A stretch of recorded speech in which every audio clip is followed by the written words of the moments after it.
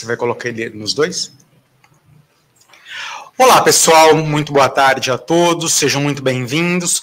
Hoje eu estou aqui com meu amigo Ricardo, só que antes de conversar com o Ricardo, eu vou fazer alguns anúncios super importantes.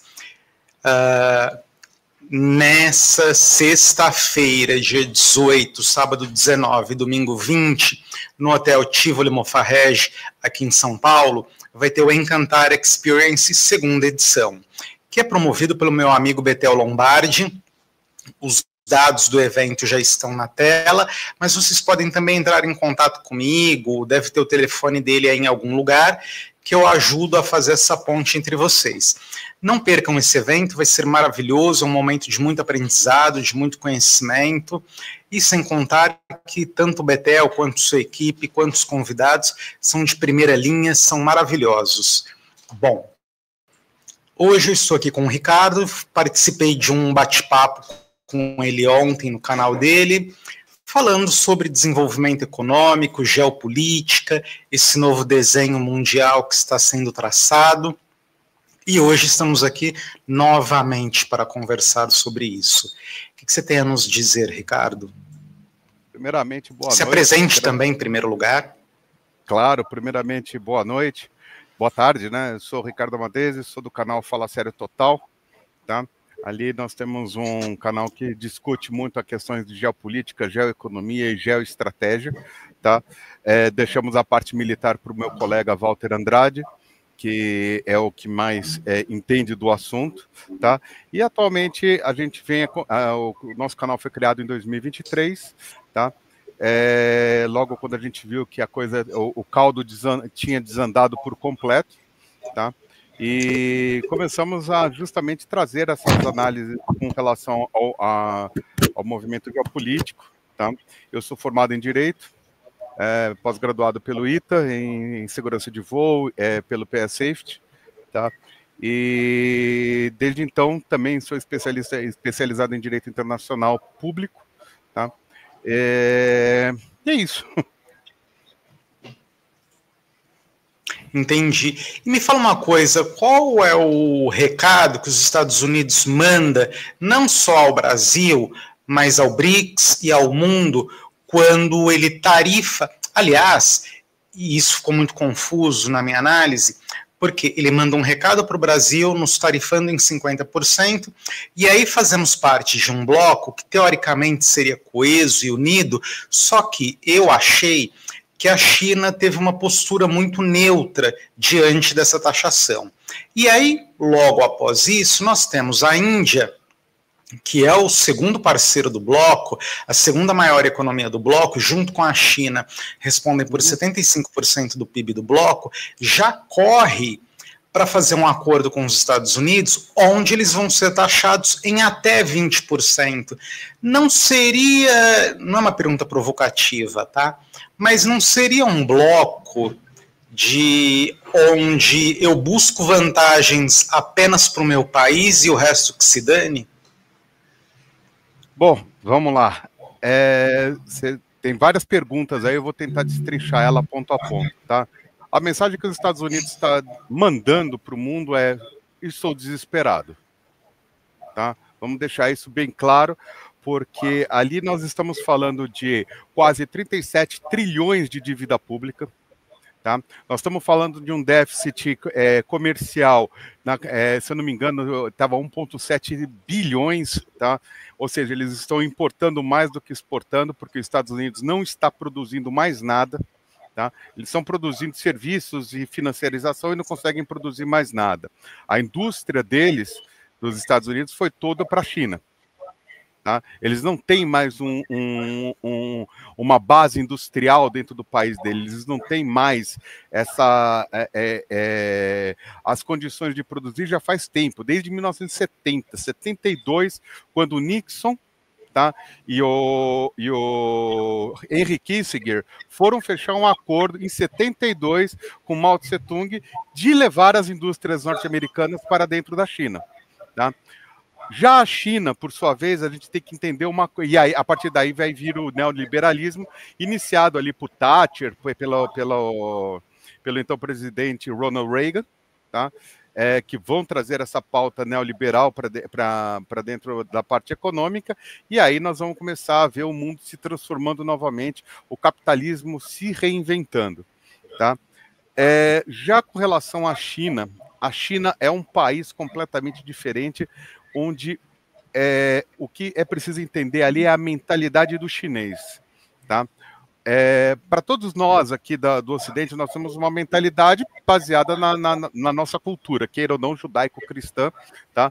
que cria os valores e tudo mais, e a partir de então nós vamos ter aquela questão de culpabilidade, de obrigações, e trazendo para dentro da própria política e para dentro do próprio direito a questão romana. Tá? Nós vamos herdar a parte da cultura greco-romana, tá? E vamos nos desenvolver a partir disso, então. Tá? Já os chineses, não.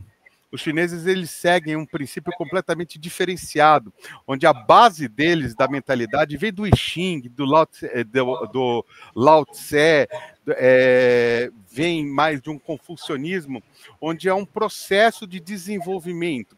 Ou seja, tudo para o Ocidente, eu digo assim, né, é de fora para dentro.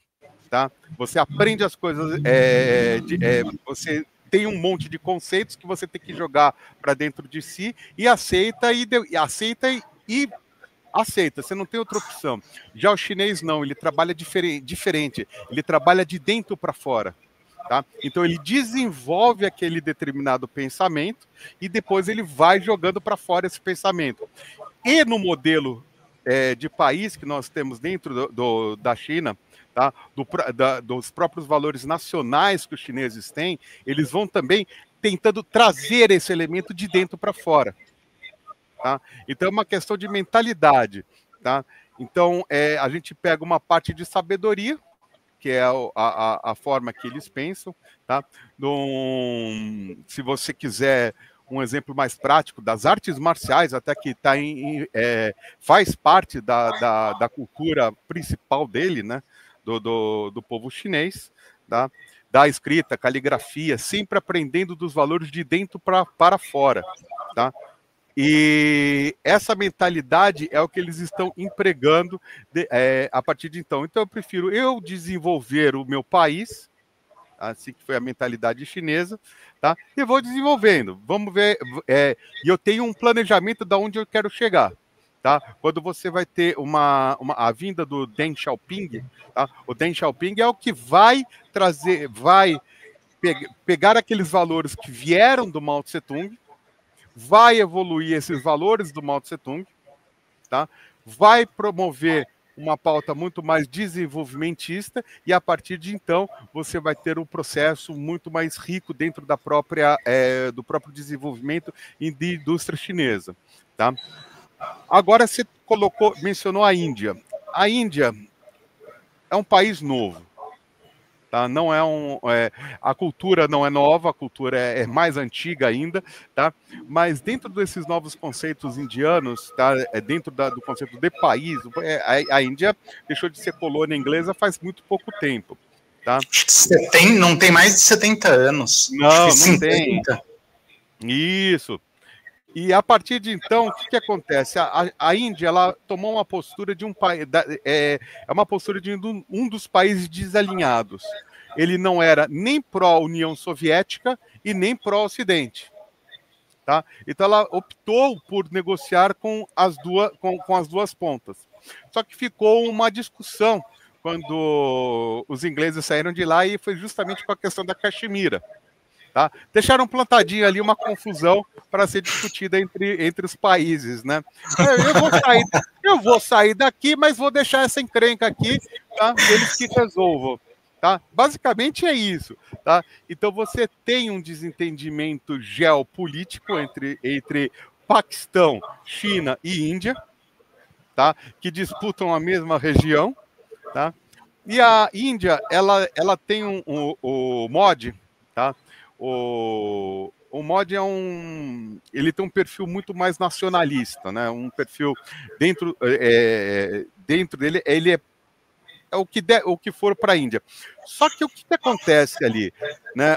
Ele não quer abrir mão também daquilo que melhor faz o país dele. Então ele tem, para tudo ele negocia com o Ocidente, negocia com o Oriente, tá? Ele vai indo dentro daquilo que melhor interessa a ele, e para ele está tudo bem. Assim como para os outros países também, porque ele ele já por si só tem uma característica de desalinhado, tá? Quando a gente pega o BRICS, desde a sua formação, o BRICS começou como um grupo de comércio, tá? Um grupo um grupo onde você tinha ali começou com o Brasil, Rússia, Índia, tá? E China. Mais tarde veio a África do Sul, e nesse processo era uma circulação de mercadorias entre esses países.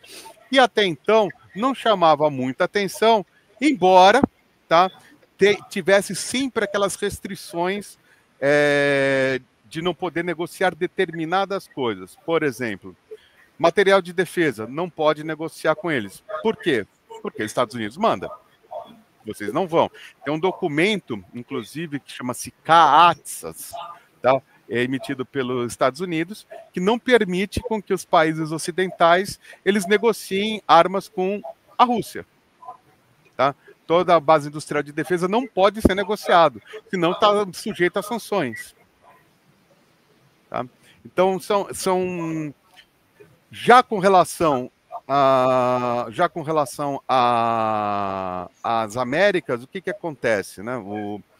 Nós temos aqui uma situação, embora você não tenha perguntado, vou já me estender um pouquinho, embora você tenha o Brasil seja reconhecido no papel como um país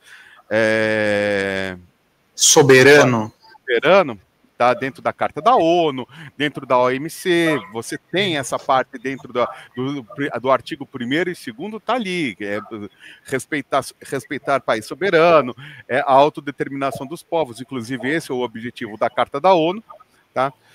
Você tem, todavia, o Tratado do Rio, ou conhecido como Tratado de Washington, onde colocou, em 1947, foi assinado um tratado no pós-Segunda Guerra Mundial, colocando todos os países da América Latina sob as asas da proteção dos Estados Unidos. Política do Big Stick.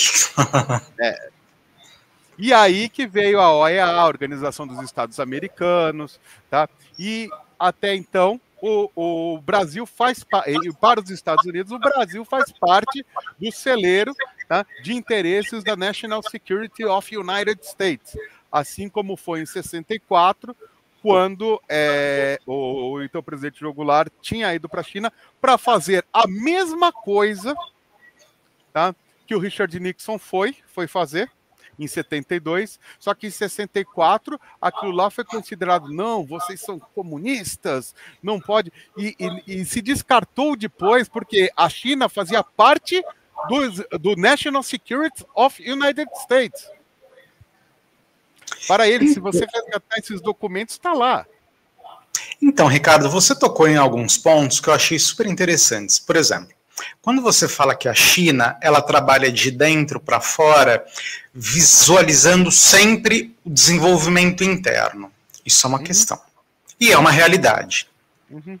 Quando você fala que a Índia ela faz um jogo duplo, porque ela está aqui, mas ao mesmo tempo ela está lá, e eu acho que isso ficou muito claro e evidente nessa questão do BRICS, porque enquanto o Brasil recebe uma taxa de 50%, a Índia vai lá e faz um acordo com os Estados Unidos, onde eles vão pagar menos de 20% de taxa sobre importação.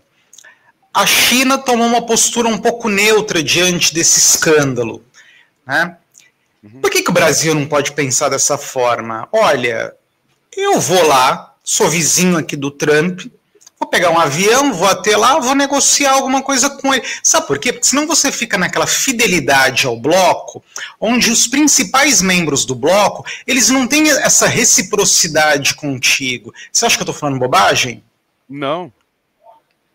O que acontece é assim, né? Vamos voltar lá, assim que 2023, né? Foi a primeira reunião onde o atual presidente participou, já com o novo chanceler, o Mauro Vieira. Aí você teve também o assessor lá, o Celso Amorim.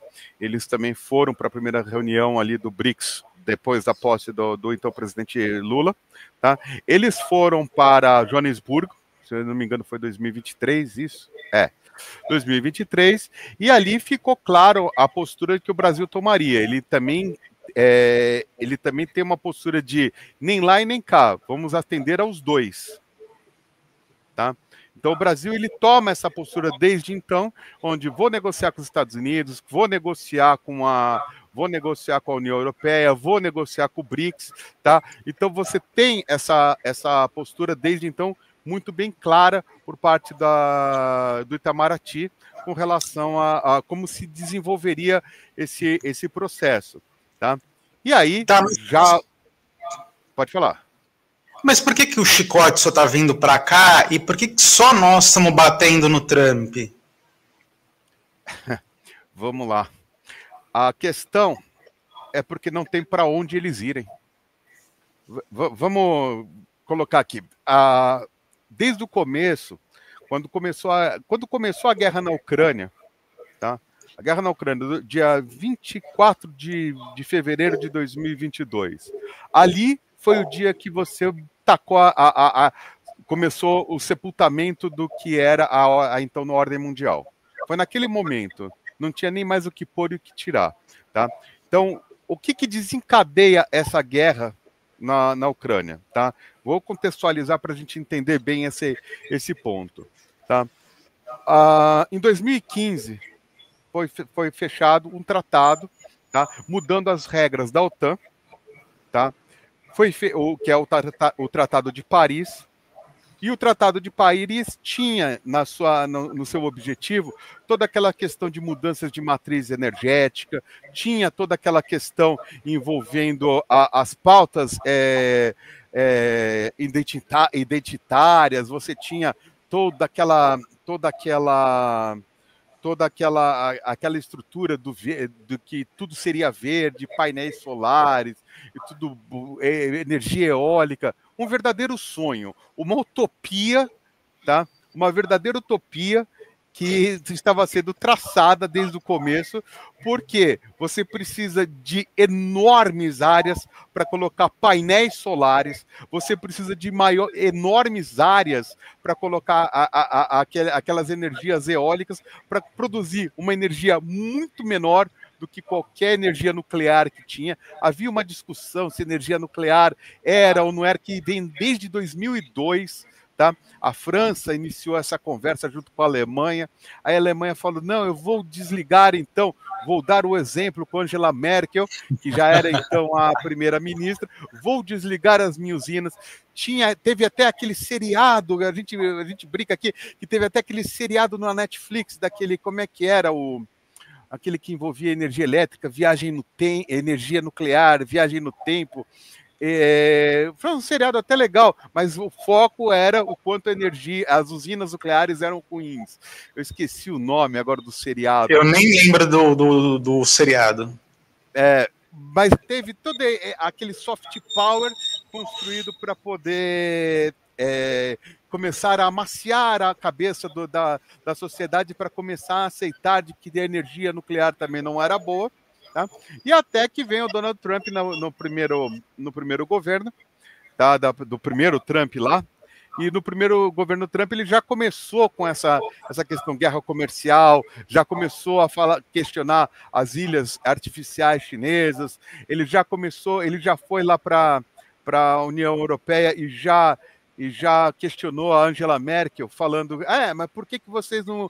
Vocês têm que colocar mais dinheiro dentro da OTAN, vocês não estão... Eu que estou pagando a OTAN. Aí, não sei se vocês se lembram, a Polônia falou, não, eu pago para vocês virem aqui, coloquem aqui as suas bases norte-americanas aqui, nós queremos vocês aqui. E aí ficou naquela, vai tirar da Alemanha, e ficou aquela discussão toda.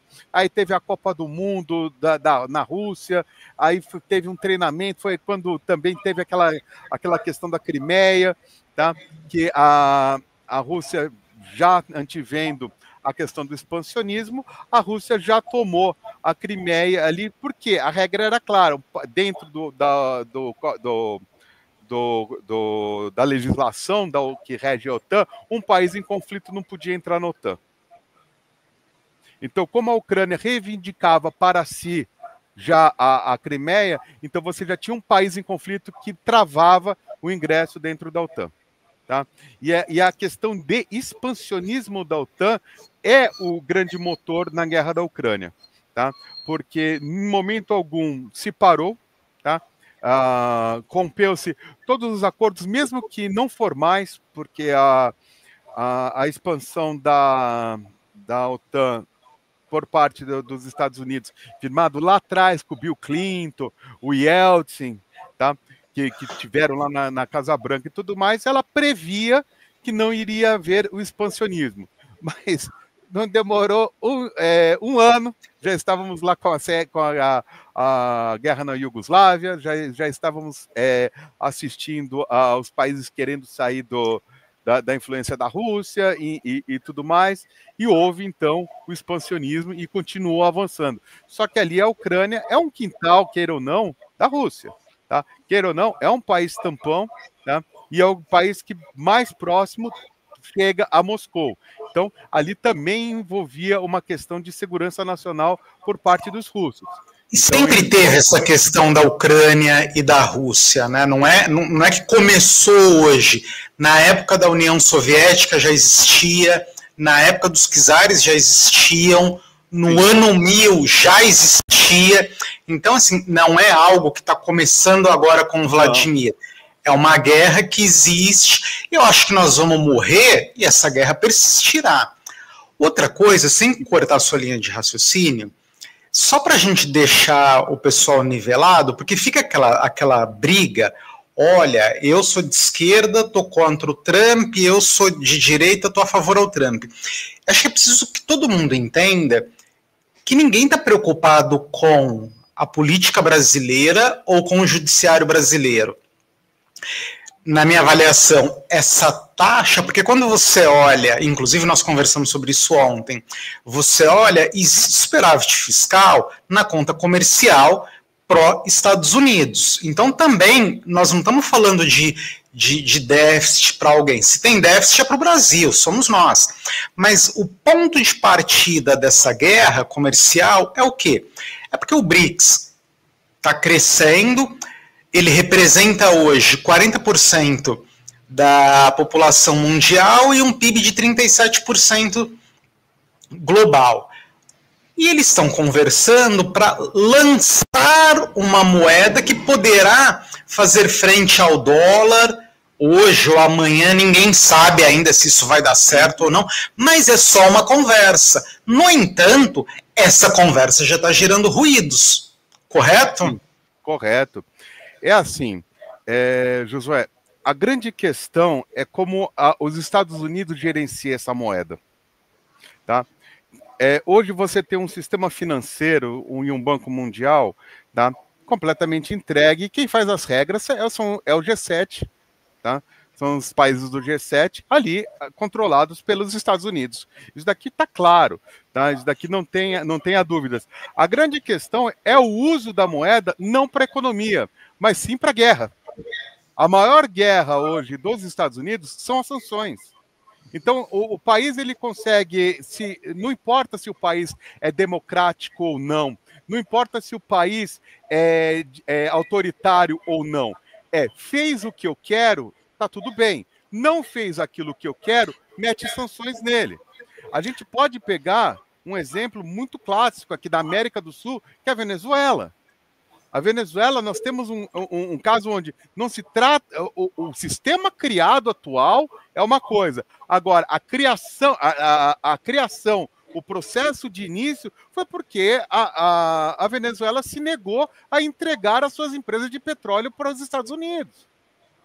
Você está falando uma coisa que me lembrou um fato bem claro. Lembra lá dos anos 80, que nós tínhamos o Saddam Hussein, que todo mundo já conhece, mas tinha uma outra figura que nem todo mundo conhece, que é o Muammar Gaddafi.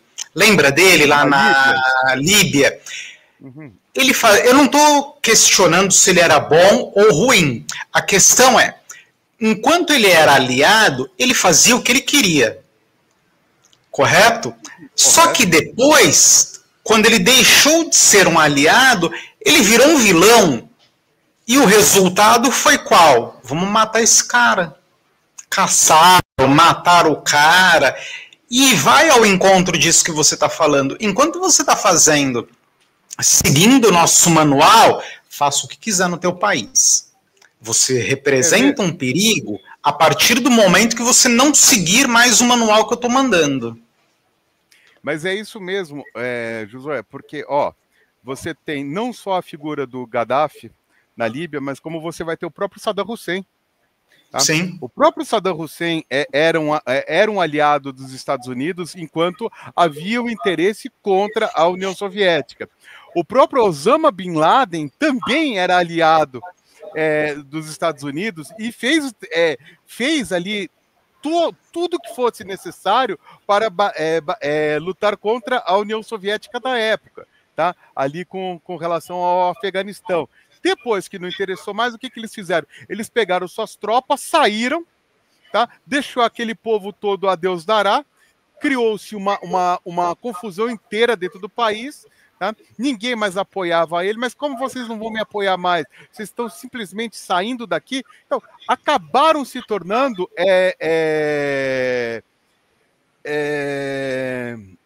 fantoches, porque você não tem mais o apoio nenhum, foi abandonado e depois você fala, então agora decreta como inimigo. Exato, e é por isso que eu acho que nós precisamos tomar muito cuidado hoje nessa guerra comercial contra o Brasil, porque não se trata de uma guerra a favor do Bolsonaro ou contra o Lula. Nós estamos discutindo um problema que ele é muito além disso. Nós estamos falando da hegemonia de uma moeda.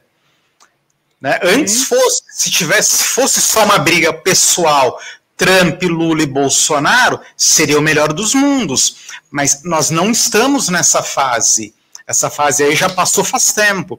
E aproveitando em fase, enquanto você falava no começo, você fez uma citação ali do Trump 1, falou ali de 15, 16. Me corrija se eu estiver errado. Enquanto eu estava vindo para o estúdio, eu estava pensando uma coisa. Você acha que a política, e aí vamos falar sobre questão de esquerda e direita, você acha que as questões políticas, o jogo político mudou? Porque quando você pega, por exemplo, ali 2012, lembra que teve aquela questão que não é só por 20%, que virou uma crise gigantesca? Lembro. Você tinha aquele período que naquele período começou a surgir MBL, começaram a surgir diversos atores políticos. Você teve uma direita que começou a dominar a internet como nunca antes, até porque não tinha internet antes, da forma que existia naquele momento, mas eles tomaram esse espaço. Você tinha movimentos, quando você olhava nos Estados Unidos, por exemplo, antes da campanha do Trump, você tinha muitos movimentos de minoria, LGBTs, você tinha uma variedade de pessoas apoiando a direita. Isso veio muito forte na campanha do Trump, pegou muito forte na campanha do Bolsonaro 1, só que aí, quando você vem para a reeleição do Bolsonaro, pelo menos eu já senti esse movimento mais à direita, que ele deu uma certa enfraquecida. E aí você vai falar, José, você é louco. Ele não foi reeleito, mas elegeu uma base muito forte. Só que você já não tinha mais um movimento tão forte quanto você tinha no Bolsonaro primeiro. E aí você vai andando de 22 para cá, você repara que esses movimentos, eles não têm mais a força e a penetração que eles tinham em 2018, 2016, eu lembro que na eleição do Trump 1 era uma festa nos Estados Unidos. Você tinha os republicanos, eles parece que era um auge do republicanismo. Agora, na última eleição dele, eu não vi essa força. De novo, ele foi eleito, ele teve voto, foi uma festa, mas não teve a mesma proporção que teve outrora. Você acha que eu estou falando bobagem? Você acha que eu estou viajando? Bom, vamos lá. Essa pergunta faz sentido isso que eu estou falando?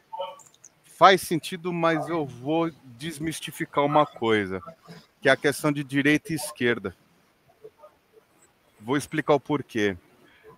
Se você for notar todos os movimentos que tiveram aqui no Brasil, tá? De 2014, do Fora Dilma, Não Vou Pagar o Pato, MBL, questões de 15 centavos, você vai notar um padrão. É o mesmo padrão que nós vimos no Euromaidan, é o mesmo padrão que nós assistimos na Geórgia, é o mesmo padrão que nós assistimos na Líbia, tá? Nas revoluções coloridas, Revolução Rosa, a Revolução Laranja. Você vai ter vários elementos que eram patrocinados por ONGs, tá?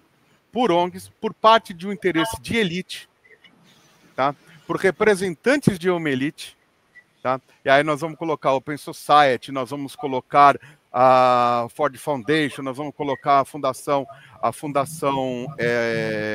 Bill Gates, e ao mesmo tempo nós vamos ter o outro lado, daqueles que são um pouco mais conservadores, que estão ligados mais ao Rockefeller, que estão mais ligados. Então, o que nós estamos assistindo, na verdade? Não é uma briga entre direita e esquerda, mas sim um choque entre interesses de elites que não estão se concordando com relação à forma como eles vão guiar o mundo daqui para frente. Tá? Então você tem, de um lado, achando um absurdo essa questão verde, tá? Que são normalmente o pessoal ligado a uma área mais neoliberal. Você tem uma outra área que você vai ter os neoconservadores, onde você vai, que é liberal da mesma forma, mas vai defender pautas semelhantes, quase idênticas, mas com relação a combustíveis fósseis, tá?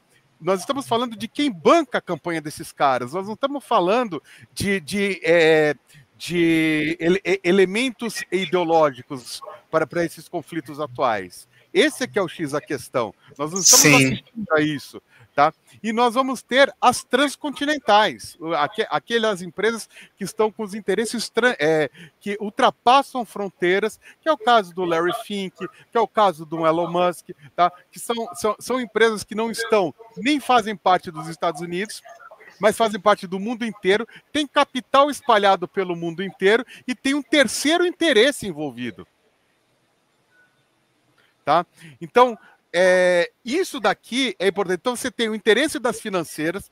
É importante lembrar que a gente tem na crise de 2008, tá? As crises econômicas, ela tem um histórico, tá? Nós vamos vir pela crise das .coms, né? Que foi lá em 2003.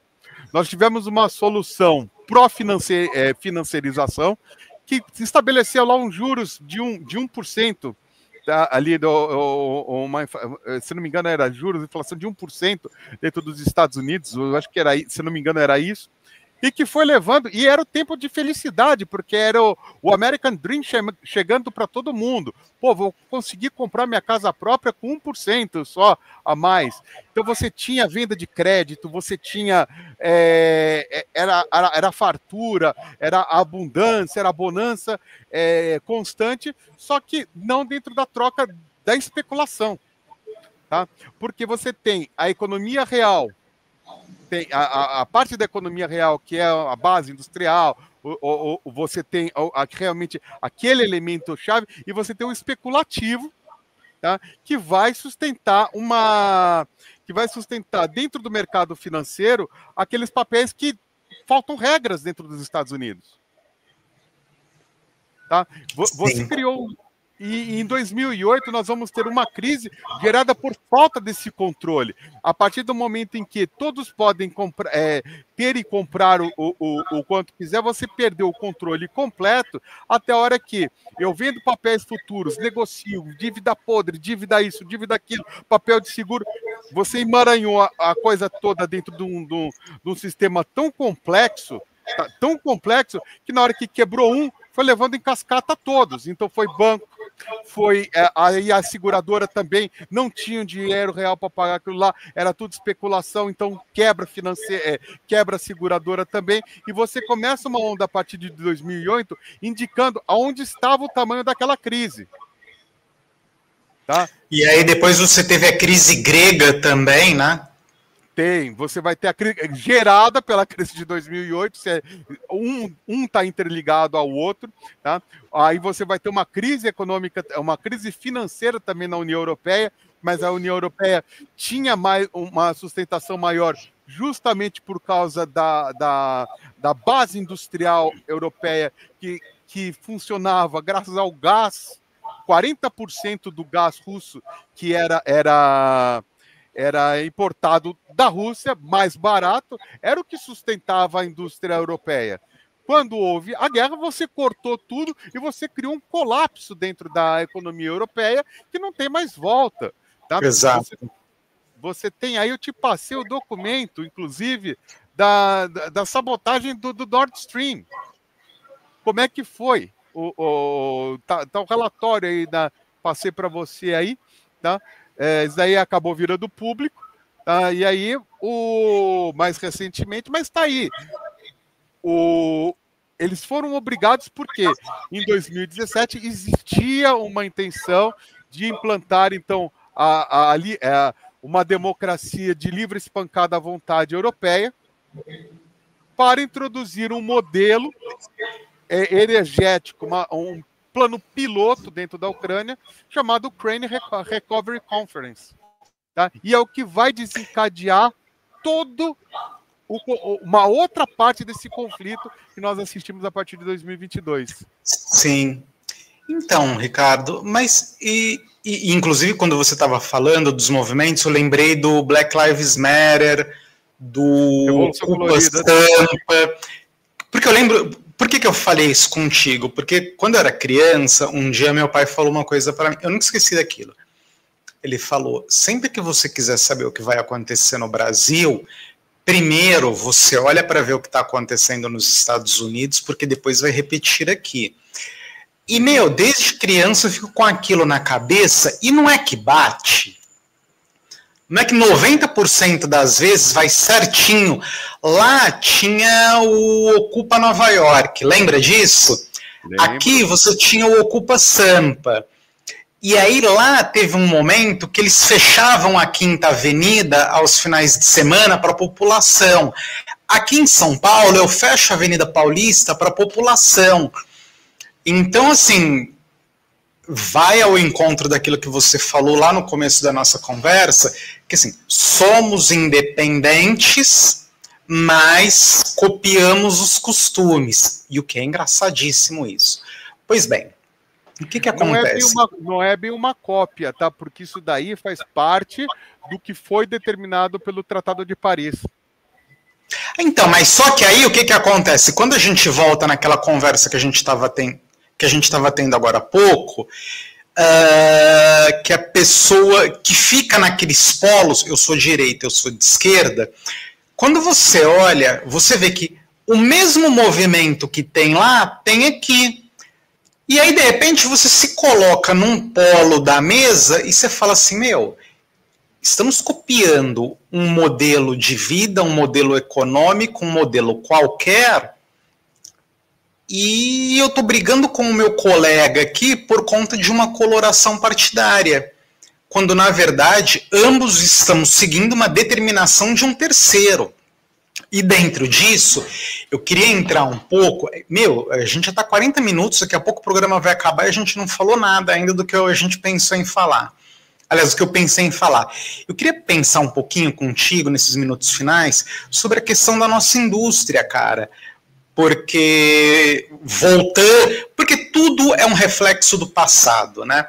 Quando você olha ali o governo Fernando Henrique, implantação do real, mas é algo que já vinha desde a época do governo Sarney, que a indústria brasileira não existe mais.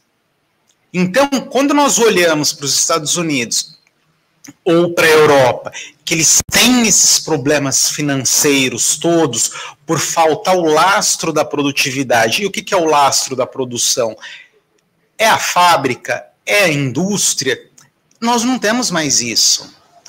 Antigamente você tinha uma série de empresas 100% brasileiras, montadora de veículos, e alguns bancos. Você tinha uma diversidade no Brasil, no mundo econômico.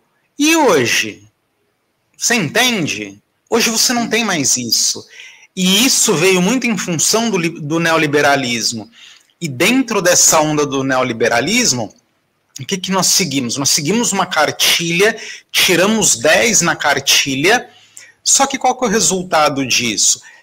É o que está acontecendo hoje. Você tem muito desemprego, você tem um atraso econômico muito grande, você tem uma conta que vai chegar em algum momento. E aí, quando eu faço essa crítica, Ricardo, eu não estou falando que o governo Lula é ruim, eu não estou falando que o governo Bolsonaro é ruim, eu não estou falando que o Temer é ruim. Eu estou falando que nós adotamos um sistema que não é favorável ao Brasil. A prova disso é algo que nós estamos conversando de tempos em tempos, que é sobre a Avibraz. É uma empresa de tecnologia brasileira, indústria bélica, que está falindo. Só que antes dela falir, nós já tivemos a Gurgel, que faliu, nós já tivemos... Tinha uma empresa, não sei se você vai lembrar o nome, de uma empresa que montava as composições dos trens aqui em São Paulo. Lembra dessa empresa? Lembro. A gente mencionou sobre ela ontem, mas eu também fiquei de ver o nome. Eu esqueci de ver. Fepasa. Hoje a gente tem, recentemente, se você for ver, a gente, se eu não me engano, a gente comprou, inclusive, trens eu acho que da Holanda, tá? Tem até Holanda, Espanha, Coreia do Sul. Tem China também. China. Tá, que é o BYD. Tá? Então, pois é. Sabe, e aí? Josué, vamos entender uma coisa que é interessantíssima. Quando eu entrei na faculdade de Direito, a primeira coisa que eu aprendi era como é que funcionava o processo de etiquetar camiseta. Então, a camiseta era feita aqui, eu não vou mencionar o nome da empresa, a empresa mandava lá para fora, mandava etiquetar lá e mandava entrar de volta pelo Mercosul. Motivo, era mais barato. Porque você tinha, se você fizesse a camiseta aqui, tá, para oferecer para o nosso próprio mercado, você tinha um preço que não dava para você concorrer com o mercado que você estava importando. Então era mais caro produzir aqui. Então o que o produtor fazia? Ele chegava, fabricava, mandava para fora e mandava de volta para dentro do Brasil. Tá? E aí você conseguiu o preço competitivo. Nessa manobra tributária, tá? O que acabou acontecendo? Nós desincentivamos a nossa própria indústria nacional em prol de trazer outras indústrias para cá, em prol de trazer, então vamos privatizar, vamos trazer produtos bons e melhores para cá, e se esqueceu do produto daqui. Você mencionou Gurgel, você tinha a Miura, tá? Imagina hoje, se você tivesse a Gurgel, hoje, como a Gurgel estaria, que é o primeiro criador de um carro elétrico. Não foi Elon Musk, não foi ninguém. Foi o Gurgel que criou o primeiro carro elétrico e que todo mundo mandou arquivar. Era um carro forte, resistente. E você carregava na tomada de casa sem o menor trabalho. Você não precisava de tomada especial. Você ligava ali, fazia a tomadinha 220, pum, ligava. Então, olha, sabe, isso daqui é uma coisa que o brasileiro ele tem que realmente, pessoal, convido a todos para começar a refletir sobre essas questões. Poxa, a gente tinha uma gradiente aqui no Brasil. Gradiente. Tá? Pouco importa se aquele primeiro gradiente que eu tenho certeza que você teve e eu tive, era parte da minha infância, meu primeiro gradiente, minha irmã teve, tá? Não sei se você se lembra de um radinho que você ia, tinha propaganda, Pump Jam, né? Você tinha aquela coisa toda. Isso é Technotronic, essa música. Technotronic, isso, você tinha aquela propaganda toda. Agora, imagina como você estaria hoje com uma gradiente. Tá? Porque nós tratamos de um processo evolutivo. Hoje você faz um veículo, tá? Eu nunca viro e falo, tal coisa deu errado. Não, vamos pegar aquele projeto e vamos melhorar. Tá? Então você pega aquele projeto, é até mais tosco, mas você começa a melhorar, você começa a ficar donos das suas patentes e fazer novos projetos, fazer novos desenvolvimentos em cima daquela planta. Agora, o que não pode é o que o Brasil fez, por exemplo, com a Engesa, por exemplo. Não sei se sim, Engesa, lembro. Tá? Nós vendemos, a Engesa pode ter sido problema de privado, de má administração empresarial e tudo mais, mas acontece que o projeto era o que interessava. E o projeto pegou-se e vendeu-se. Assim como era o que está se tentando salvar com a Vibraz, pelo menos. Tenta salvar pelo menos os projetos da Vibraz. Agora, pegar, vender, para depois outro cara arquivar e ele desenvolver, não faz sentido isso, gente. Mas você sabe que isso que você está falando aconteceu recentemente? Lembra da Troller? Lembro. Então, a Troller foi vendida para a Ford e eu não tenho visto mais Troller na rua. E provavelmente daqui a alguns anos vai estar aí o mesmo projeto brasileiro. Tá? O que aconteceu? O Brasil era um grande produtor de fertilizantes. Por que a gente precisa importar hoje da Rússia? Onde foram parar as nossas indústrias químicas? Cadê o pessoal do fertilizante hoje? Tá? Mas será que isso também não... se a gente for pegar... Picotto, também, mas será que isso também não tem um... José, se a gente for Pode pegar falar. também, a partir de 2014, que você mencionou muito bem colocado, o que se destruiu a partir de 2014 com o impeachment da Dilma, tá? Que não conseguiu se comprovar nada com relação à Dilma. Você vai falar da Odebrecht? Exatamente.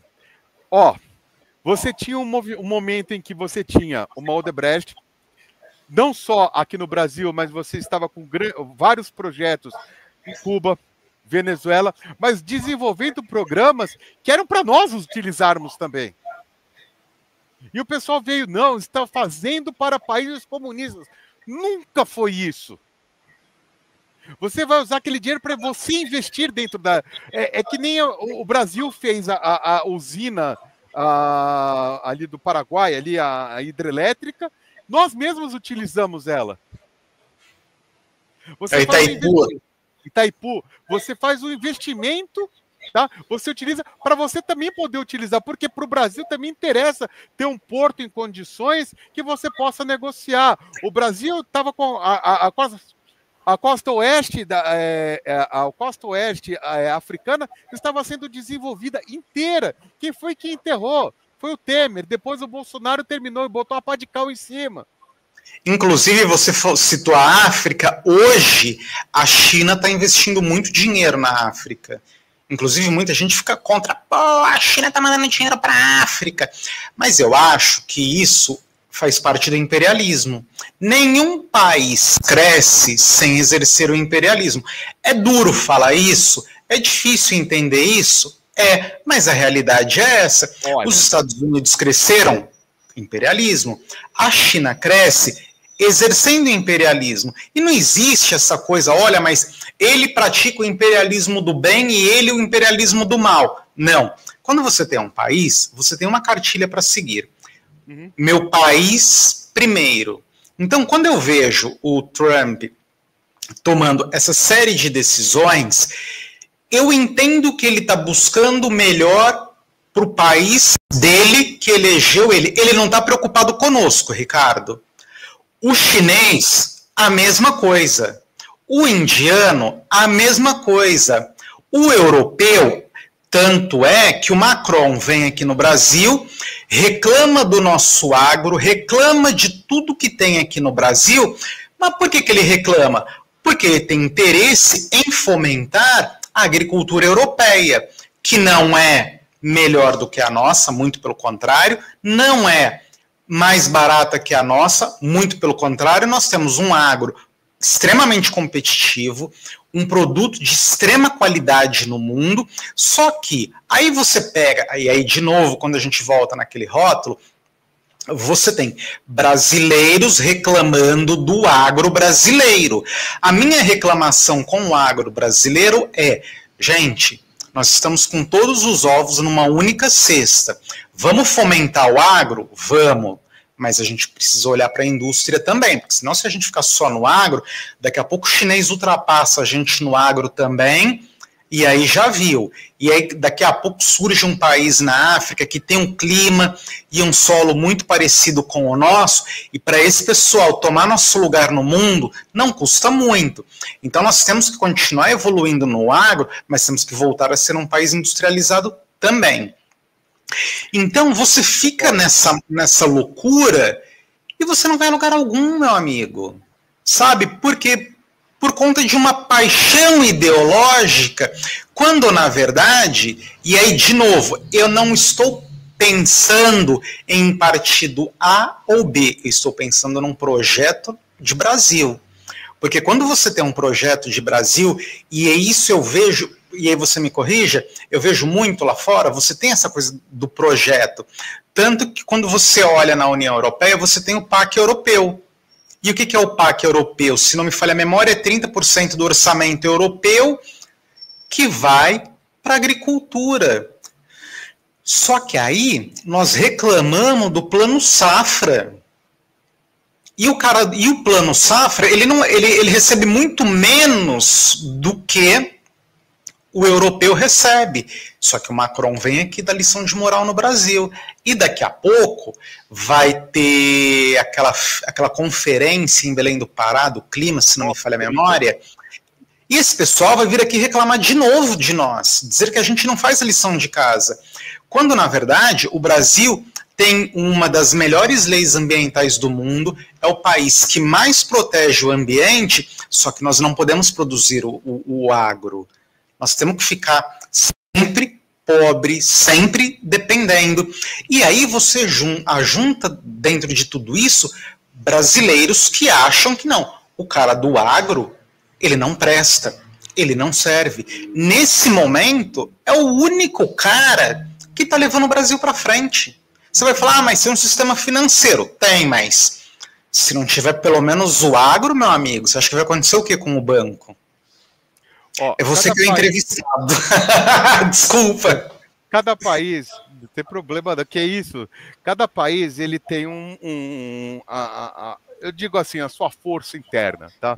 A força do Brasil é o agro. Isso daqui você está certíssimo. A grande questão, só que eu acho que eu colocaria aí, nós chegamos num ponto onde a gente tem que parar um pouquinho com a mentalidade apenas de vender o produto bruto para lá para fora. Está na hora de haver incentivos para que esse pessoal do agro também produza. Também, por exemplo, o cara está lá na sua fazenda de café, tá? Por que a gente vai vender só o grão de café e comprar o pó de fora, embalado? Por que a gente não começa a fazer o nosso pó de café aqui, nós embalamos e fazemos a nossa cápsula? Por que não tem incentivo, já que vai fazer a cápsula, do Brasil, então, criar a sua máquina para colocar essas cápsulas dentro do para fazer o café? Por que a gente tem que comprar por R$30 uma caixinha com... Eu acabei de comprar uma caixinha agora de R$30, tá? De café, tá? Se eu não me engano, tem uma tabela aí outro dia, eu acho que do ano passado. Nós recebemos 2 bilhões de exportações de café, enquanto uma Starbucks, que vende o nosso café, tem um rendimento de 40 bilhões. Por que o Brasil não faz a cápsula de café? Por que não temos um incentivo para produzir a máquina? Tá? Por que o pessoal que planta batata não vai fazer agora também vender batata processada? Por que a gente vende o minério bruto? Por que a gente não passa a vender o aço? Então, aí eu te pergunto, por que a gente não faz isso? Pois são perguntas que eu também me faço, que é um absurdo isso. Tá? Agora, recentemente, eu vi que o Pará, inclusive é a região da COP30 que você estava falando, o Pará começou agora, tá, dentro de um processo industrial, e tenho que observar o seguinte, o processo de industrialização, ele não é um processo rápido. Tá? Não. É um processo lento, é um processo que vai precisar construir a base, construir o produto. É um processo que vai levar aí 10, 20, 30 anos. Agora, se o Brasil não parar e não desenvolver um projeto e falar, eu quero que eu divido na minha live sempre assim, nós temos onde nós estávamos, onde nós estamos e para onde nós queremos ir.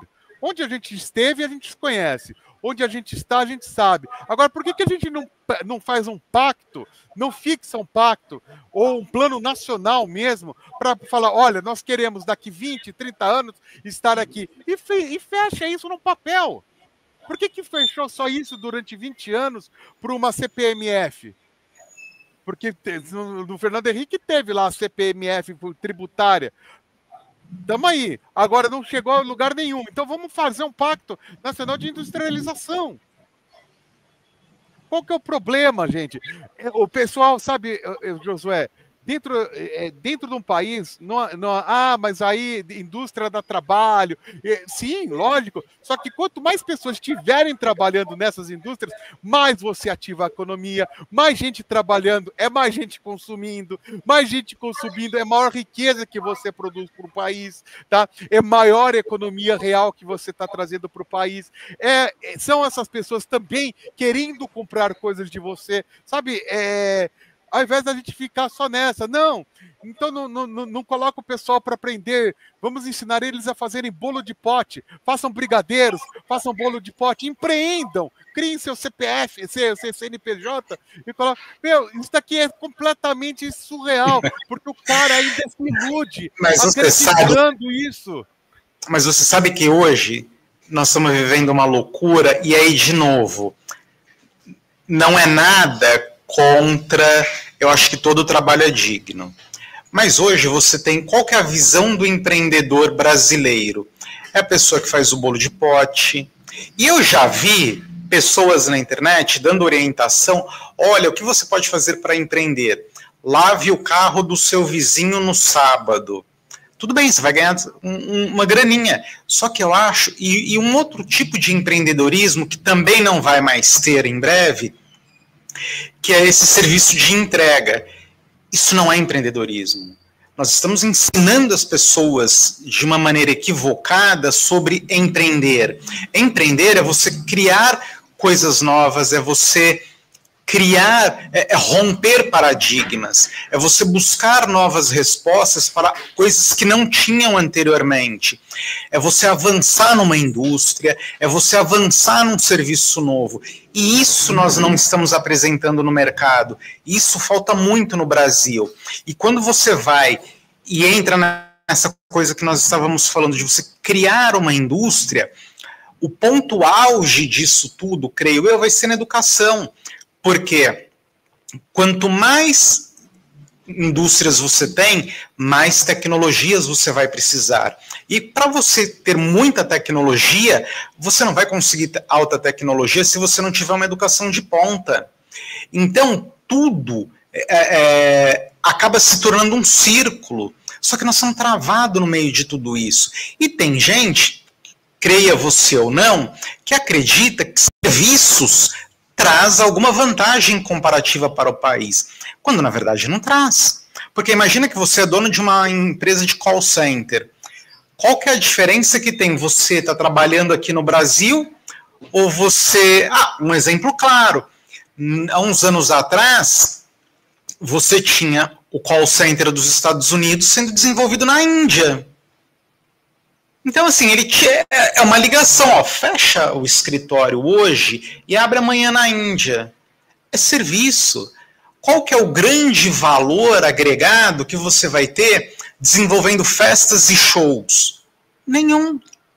Até porque o valor agregado de tudo isso é muito baixo. É alto para quem está promovendo a festa. Mas para a população e para a nação, qual que é o valor agregado do show de uma banda Y que atrai 5 milhões de pessoas num estádio de futebol? Pois é. Zero. Então eu vejo que o Brasil ele continua sem uma direção, ele não tem uma direção, porque todo mundo que chega busca um caminho, só que assim, qual que é o caminho ideal? É voltarmos em 1990 e retomar dali. Olha, temos indústrias, eu acho que nem 90, talvez 87, 88, que foi quando começamos as aberturas econômicas, lembra disso? Que aí veio o Sarney, que ele começou com uma política, depois veio o Fernando Collor, que foi abrindo mais o mercado, teve até uma vez que ele foi... Olha que engraçado, ele foi ele que trouxe a Lada para o Brasil, não foi? O Collor. Foi o Collor. Então, o Collor reclamava que nossos carros eram carroça, mas ele trouxe a Lada. Então, mas eu tinha a Gurgel e a Miura aqui no Brasil. Mas vai ver onde a Lada está hoje? Veja a qualidade dos carros da Lada hoje. Não, tudo bem, eu estou falando naquela época, eu entendo, só que assim, evoluiu. Eu fechei minha Gurgel. Então, quando a gente precisa voltar lá, e aí quando veio o Fernando Henrique, ele abriu de verdade o mercado. E essa abertura, ela só trouxe consequências para o país. Somando essa abertura econômica e um modelo que nós... E aí é uma questão pessoal minha, que eu acho. Nós importamos também um modelo que é uma política de ter poucos filhos ou filho zero no Brasil. E isso vai ter um impacto no INSS daqui a pouco, que muita gente não vai conseguir se aposentar. Então, na verdade, a gente estamos importando o modelo europeu, onde você não tem indústria, você tem um país com uma população idosa, e você espera que vai acontecer o que com esse país amanhã? Você acha que ele vai ter algum crescimento? Você acha que ele vai conseguir ter algum tipo de soberania? Porque quando nós falamos em soberania, todo mundo enche o peito e orgulho para falar, olha, a soberania brasileira. Só que a soberania, ela é feita com dinheiro. A soberania, ela é feita com armas. Se você não tem dinheiro e arma, ou dinheiro ou arma, você não tem a sua soberania de maneira completa. Porque você pega o exemplo da Alemanha. Qual que é a soberania da Alemanha quando ela importa energia da Rússia? Que é só o Vladimir falar, oi, eu não entendi o que você falou. Como que você vai votar lá? Porque eu estou pensando em ligar ali para o pessoal para desligar, a gente vai fazer uma manutenção no duto de gás, que por acaso vai para a Alemanha. Tá tudo bem aí? Você entende como que funciona? E eu estou falando bobagem? E aí quando você olha a Alemanha hoje, você vê como é que está o país. Sabe? Então eu acho que nós precisamos olhar, e pode parecer um pouco repetitiva essa minha fala, mas você precisa olhar para dentro, você precisa criar um modelo de nação. Porque senão, daqui a 20, 30 anos, hoje nós já estamos colhendo os frutos daquela política neoliberal que nós implantamos nos anos 90. Vendemos tudo. Eu não estou nem falando de privatização, tá, Ricardo? Isso daí pode ser uma outra conversa, mas eu estou falando que nós acabamos com a nossa indústria nacional, porque receberíamos um produto importado de melhor qualidade e um preço justo. E aí eu te pergunto, você consegue comprar uma BMW a um preço popular hoje? Você não consegue nem... O carro popular, hoje eu fui ver, minha mãe está querendo um carro para locomover, o carro popular hoje está 70, 80 mil. Pois é. Você pode repetir porque picotou. O carro popular hoje tá, eu tô vendo até um para poder levar minha mãe para um lado para o outro, minha mãe é velhinha, tá? Mas um carro popular hoje está 80, 90 mil. Você vai ver, o pessoal quer mudar a matriz energética para carro elétrico, como é que você vai vender carro elétrico a partir de 100, 120 mil? Pô, é brincadeira. É brincadeira. Eu vou te pedir só um minutinho, tá? Deixa eu só ver aqui o negócio que a produção tá falando comigo. Mas pode ir falando, só um minutinho. Então, mas eu acho que tem coerência isso que você está falando, porque você pega, por exemplo, nós mal conseguimos comprar um carro popular de 90 mil. Você imagina um carro elétrico de entrada a 120 mil. Quer dizer, nós estamos tomando um modelo econômico que não condiz com a nossa realidade e também não condiz nem com a realidade do cara que formulou esse modelo, porque lá na Europa, a Europa está falindo. Tudo bem que eles são ricos, eles têm um PIB muito maior do que o nosso, mas hoje a Europa não é mais aquela Europa que era há 20 anos atrás. Ela está mais próximo do Brasil hoje do que o Brasil dela. Estou falando bobagem? E aí é que eu acho que tem uma grande sacada que nós estamos perdendo tempo. Deveremos aproveitar esse espaço que a Europa está abrindo e ocupar. É claro que a gente não vai virar uma região, não vai virar uma Europa daqui a 5 anos, mas tudo isso é um projeto, porque eles vão deixar esse vácuo de poder no mundo. E quando chegar esse vácuo de poder, alguém vai ter que ocupar esse espaço. E eu acho que o Brasil poderia muito bem ocupar esse espaço, porque somos uma nação continental, temos 200 milhões de habitantes. Eu acho que uma política de incentivo à natalidade ajudaria muito o Brasil. Então você imagina um Brasil com uma população maior, tendo uma indústria nacional robusta e forte, sabe? Eu acho que, de repente, poderíamos trilhar os caminhos do mundo. Sim. Sabe? Em vez de deixar isso na mão da China, na mão da Índia, vem para nossa mão, amigo. Pega a América, que nem que você tenha que brigar com os Estados Unidos, mas, você vai brigar aí no norte, eu vou brigar aqui no sul e vai ser nós dois. Pois é, isso daí que você está colocando é uma coisa que é uma crítica nossa, inclusive, porque de 2023 para cá, a grande questão que a gente tem discutido entre nós, dos canais de análise geopolítica, é justamente esse ponto. Até quanto tempo vai ficar nesse berço esplêndido? Deitado eternamente em berço esplêndido, vendo o mundo passar. Porque a primeira leva do trem foi em 2022.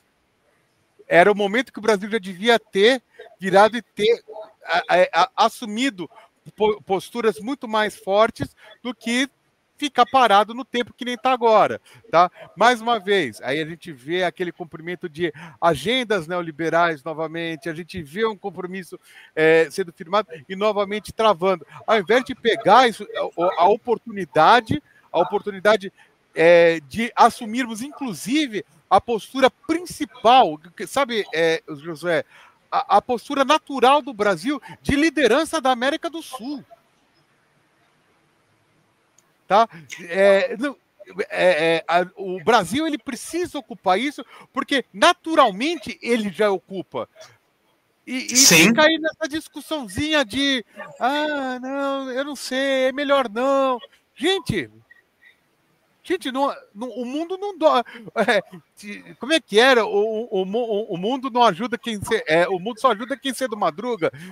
Mas é isso mesmo, porque senão, se você não acordar cedo, alguém vai ocupar o teu lugar. Tá? Não é no sentido de vai empreender, acordar às 4h30 da manhã. Não, porque eu acordo todo dia cedo. Você sabe que a gente acaba a live tarde também. E estamos aí. Tá?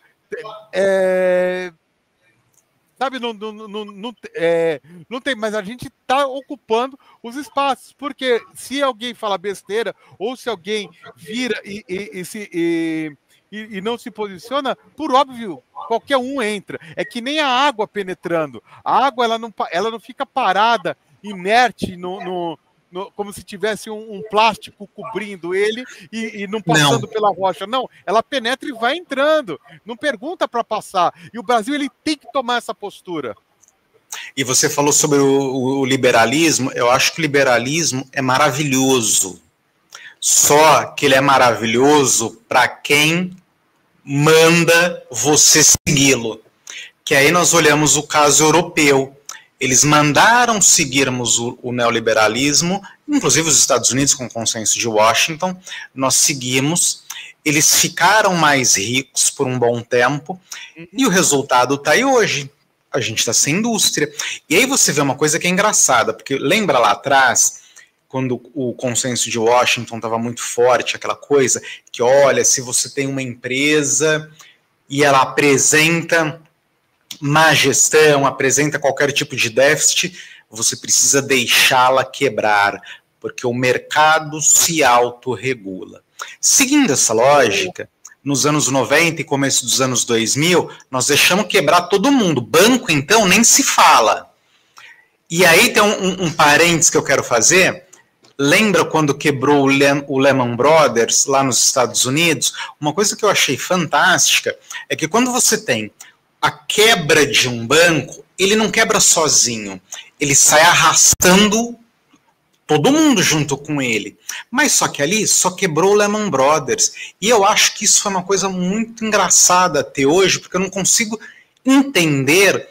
Porque se você pega, por exemplo, a padaria que tem na esquina da tua rua, se ela quebrar amanhã, depois de amanhã, tem um comércio que está ligado a ela, que acaba falindo também. Só que o Lehman Brothers quebrou só eles. Tudo bem, a gente entende que quando tem que quebrar, deixa quebrar. Eu imagino que não deve ter tido dinheiro público aí.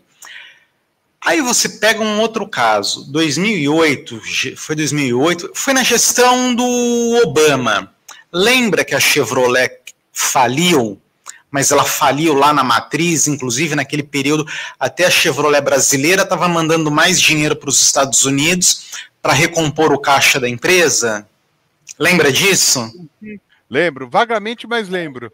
Então, aconteceu isso. Só que aí o que o Obama fez? Estatizou a empresa, colocou dinheiro. Quando ela voltou a dar lucro, ele devolveu para o mercado. Aí eu te pergunto, se o liberalismo é tão bom, por que ele não deixou a Chevrolet quebrar? E aí, eu deixei banco quebrando, deixei empresas quebrando, eu deixei quebrar todo mundo. Só que lá eles não deixam. E aí, de novo, na ordem do dia, voltando a falar do Macron. Eles dizem que você tem que deixar o mercado regular a tua economia. Só que por que ele defende tanto a indústria europeia e a indústria francesa? Se já que é o livre mercado, por que só eu tenho que seguir o livre mercado? Por que só eu tenho que penalizar o meu agro? E por que ele não deixa o agricultor dele competir com o meu agricultor? Não é a mão invisível? Josué, vou falar uma coisa como eu penso vendo essa situação. Não é a mão invisível, infelizmente, é a mentalidade. Tá? É a mentalidade do vira-lata, do viralatismo, tá? Misturado com uma mentalidade de que tudo que vem lá de fora, até o pensamento é o melhor. Tá? E isso daqui, gente, a gente tem que refletir muito, porque quanto lixo a gente importou, quanto lixo a gente está importando, porque na hora, como o Josué estava falando, na hora da quebradeira, tá? Você vai ver o dinheiro público aparecendo. Tá? E por questões de mentalidade, não, aí vai ser intervenção. Aí o pessoal fala, não, você vai estar intervindo. Então se você intervir, você é um comunista. Sabe? Gente, sabe, por que esse pessoal salva? Porque questões de... são empresas estratégicas dentro desses países. São relações estratégicas, de fundo estratégico. Você não pode deixar uma empresa, por exemplo, a Avibras quebrar. Não. Por quê? Porque você vai quebrar, você vai prejudicar não só a questão de defesa, mas você vai prejudicar o cara que produz o chip, você vai prejudicar o cara. Então, gente, não é só a Avibras que a gente fala dentro já que falamos no começo, não é só a questão da Avibras, mas é de toda a cadeia em volta dela. Tá? Não sei se o pessoal se lembra, mas quando teve eu acompanhei de perto isso, uma licitação, era aqui em Campinas, do aeroporto Viracopos Brasil, tá? Nessa licitação, a cidade inteira estava se movimentando, tá? Para que a cidade fosse moldada em torno do aeroporto. Então você tinha um incentivo público dentro, inclusive, de todos os programas de zoneamento, você tinha toda uma estruturação sendo montada, você tinha Poxa, gente, é interessante, né? Porque na hora de... O pessoal não repara, mas você vai privatizar um aeroporto que já foi quase que todo construído com dinheiro público, tá? Aí você vai liberar para uma concessão, para o cara tirar o valor do lucro dele sem retorno nenhum. Qual é a função estratégica? Porque na hora que essa empresa quebrar, ela vai pegar tudo que tem e vai levar embora. E você ficou sem o aeroporto. Então, tudo bem, a pista vai ficar lá, mas tudo que faz o aeroporto funcionar é a tecnologia que o Brasil colocou de dinheiro lá, que a prefeitura, que um estado colocou lá dentro, os caras levam embora porque a partir de então é deles. É que nem a gente falar... Exato. Vamos privatizar, então, os postos de petróleo. Temos que privatizar a Petrobras. Privatiza, então, a Petrobras. Na hora que vierem e falar, acabou, não quero mais cavar petróleo, eles pegam e vocês vão ficar chupando o dedo e tendo que comprar petróleo desses caras. Exatamente. Então, mas só que você citou um exemplo claro. Eu nunca vi ninguém falando que precisava privatizar ou tirar a Saudi Aramco da família do rei. Você já viu alguém falar isso? Não. Ninguém nem questiona que é uma família que cuida daquela empresa. Só que aí a Petrobras não pode ser pública, precisa vender isso aí. Então, eu acho complicado isso, né? E eu volto a dizer, liberalismo é maravilhoso, mas assim, em que ponta da mesa você está? Se você é o cara que impõe o liberalismo ao país que será subjugado à sua economia, é uma maravilha, você está criando mercado, você está levando a sua cultura. Agora, se você está na outra ponta, eu tenho minhas dúvidas. E nós estamos vendo aí hoje o colhimento de uma política neoliberal que abraçamos nos anos 90 e o resultado está aí hoje. E aí não dá para olhar e falar, olha, o Brasil está bem, o Brasil está ótimo, o Brasil está... Volto a dizer, não é uma crítica a governo A, B ou C, mas sim uma crítica à política econômica que tomamos e que seguimos, né, ao longo dos anos todos no Brasil, e infelizmente o resultado é esse que nós temos visto cada dia que passa, e se não mudar nada, a ideia é que, não é ideia, né, caso não mude nada, é possível que sejamos a Europa de amanhã, porque ela já está mostrando para nós hoje que tudo deu errado lá. E tudo que eles fizeram de errado, nós estamos fazendo também. Então, é isso. Então, o que eu penso, sabe, Josué, a gente tem que... O pessoal tem que pensar, sabe? O pessoal tem que começar a se questionar de alguma forma, porque, gente, você mencionou a questão de um filho. Eu tenho um filho, mas porque eu não consigo fazer outro. Não dá para colocar um segundo filho no mundo. Para quebrar, aí vão ficar 4 pessoas chupando o dedo, porque vai ficar difícil cuidar, está cada vez mais caro. Uma mensalidade de um colégio aqui onde eu tô, tá? Não custa menos de R$3.800 uma mensalidade, tá? Tem colégio aí que tem mensalidade de 35 mil aqui em São Paulo. Sim. Tá?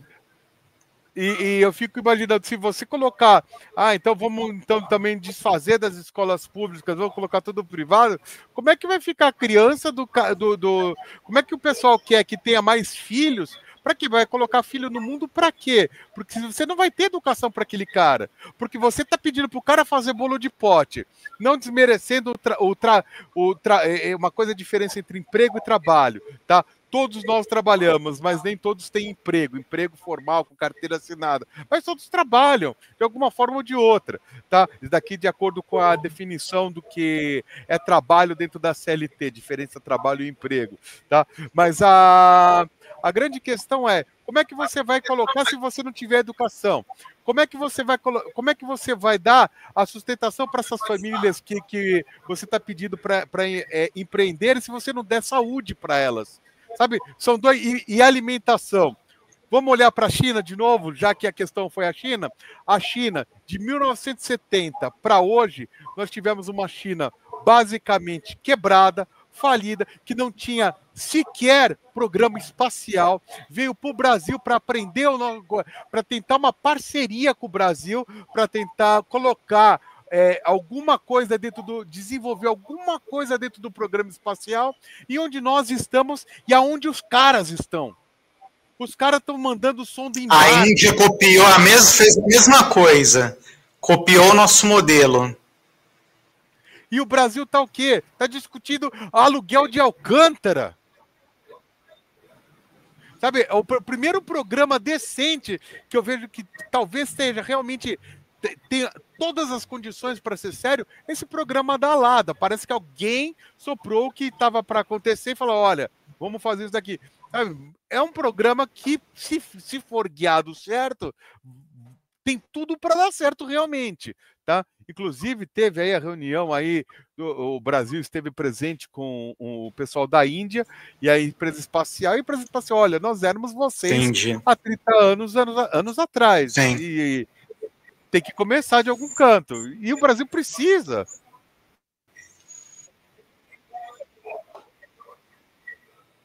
Sim. Ricardo, diga. Deixa eu te falar uma coisa. A nossa conversa está maravilhosa. Não, a nossa conversa está maravilhosa, mas eu vou precisar terminar porque vão gravar mais outros 3 programas. A nossa conversa começou, a gente já passou de 1 hora. E vamos marcar para você voltar, para a gente continuar batendo esse papo. De repente você vem aqui pessoalmente, a gente senta, conversa tomando uma água, tomando um café. E aí eu vejo com o pessoal no estúdio para a gente pegar 2 horas de programa para ter um debate amplo e com mais tranquilidade. Perfeito. Perfeito. Eu quero agradecer aqui o convite. É maravilhoso. Como que o pessoal faz? Opa, quero agradecer. Como que o pessoal faz para achar seu canal? Pode falar. Vamos lá. Nós temos uma programação de segunda a sexta-feira no canal Fala Sério Total. Está escrito aqui embaixo, tá? Fala Sério Total, aí na plataforma do YouTube. tá? Nós temos programas sempre ao vivo, nós temos poucos vídeos, tá? Mas o nosso forte é programa ao vivo, onde nós discutimos as questões da geopolítica, eu, o Fernando ou o Walter, tá? E sempre trazemos um convidado, trazemos as questões militares, conflitos, aonde estamos indo, onde estamos. Então o programa é sempre às 22 horas, tá? Sendo terça-feira um programa específico de equipamento militar, que é o programa que a gente chama de Fala Walter, e todas as quintas com uma parceria com Imprensa de Destruição em Massa, onde a gente faz uma análise do soft power, tá? Empregado ao redor do mundo, e como funciona, onde funciona esse soft power, que é com Imprensa de Destruição em Massa. E é sempre às 5 horas da tarde, por causa do fuso horário do Marcelo.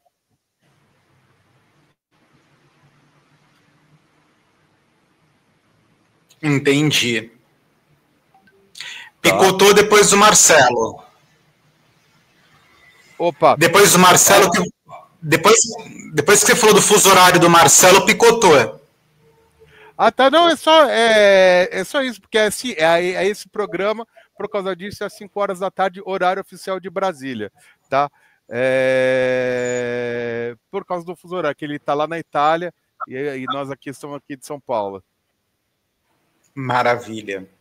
Então é isso. Muito obrigado, Ricardo.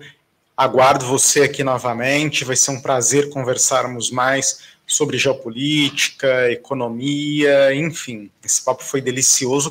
Espero que vocês insiram também na programação de vocês, aí, militando em causa própria, pautas sobre economia. Não, vamos sentar e conversar depois, nada impede, poxa. A gente tem uma área mais específica que é da geoeconomia, a gente sempre traz um economista mesmo para analisar as questões junto conosco, para que dê os dados técnicos, o parecer mais técnico da análise econômica. Entendi. Tá. Não, maravilha. Mas é isso, foi um prazer, foi uma delícia esse bate-papo, a hora passou voando, mas infelizmente precisamos terminar. Obrigado mais uma vez, Ricardo. Obrigado a todos vocês que estão nos acompanhando ao longo desse bate-papo. E na próxima segunda-feira estaremos aqui novamente. Tchau, tchau. Tchau, tchau.